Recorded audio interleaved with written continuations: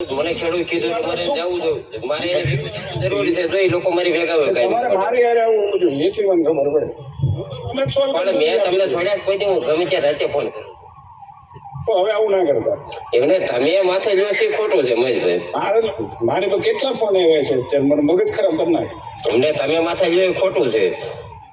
મારે નો લીધો, મારે રાજકીય રીતે કઈ લેવા દેવા નથી આમાં. બસ તો તમે અમે કઈ ત્યાં આવજો અમારી સભામાં. અરે જ્યાં જોઈએ આવશું, તમે તારા ખેડૂત નું કરજો, હું ગમે ત્યાં આવી.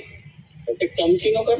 કોંગ્રેસ દ્વારા આયોજિત આ કાર્યક્રમમાં અમારા તાલુકાના કેટલાક કાર્યકર્તાઓ અન્ય લોકો ગયા હોય, પરંતુ મારી સાથે દિવસ રાત સંપર્કમાં રહેલો કોઈ વ્યક્તિ, અને મને કહેવામાં પણ વાંધો નથી કે એક સરપંચ દાનુભાઈ, મેં નેચરલ વાતમાં જેની સાથે કોઈ પણ કામ માટે અમારી ગમે ત્યારે વાત થઈ છે, એને નેચરલ વાતમાં મેં એમ કહ્યું છે કે તમે કોંગ્રેસના સંમેલનમાં ગયા હતા, એમણે એ વાતને સ્વીકારી છે. એમને બહુ સ્પષ્ટતા સાથે કીધું છે કે ભાઈ, કાં તો તમે કોંગ્રેસ સાથે રહેશો તો મને ગમશે, કોંગ્રેસ સાથે રહેવું હોય તો વફાદારીપૂર્વક કોંગ્રેસ સાથે રહેવું જોઈએ, ભારતીય જનતા પાર્ટી સાથે રહેવું હોય તો વફાદારીપૂર્વક ભારતીય જનતા પાર્ટી. મારા વડીલ છે, મને જે પ્રકારની વાત એમણે કરી છે એ પ્રકારની વાત સુધરી જવા માટેની સલાહ આપી છે, ને એટલે જ મેં કીધું આપને કે એમને એ ભૂમિકા છે, એ આખા ગામને સુધારવા માટે નીકળ્યા છે. પરંતુ હું એટલું માનું છું કે સૌથી પહેલાં કોકની ઉપર આંગળી ચીંધી એના પહેલાં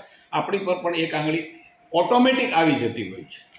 આજ સુધીમાં મેં કોઈ પણ જગ્યાએ કોઈને ધમકી આપી હોય, કોઈ ગેરશબ્દનો ઉપયોગ કર્યો હોય, કોઈની સાથે ગેરવર્તણૂક કરી હોય, એવા પ્રકારનો એક પણ બનાવ આજ સુધી બન્યો નથી. ને આમાં પણ હું મીડિયા તરીકે મારી ચેલેન્જ છે કે એક પણ શબ્દ ખરાબ હોય તો જાહેરમાં માફી માગવા માટે મારી તૈયારી છે.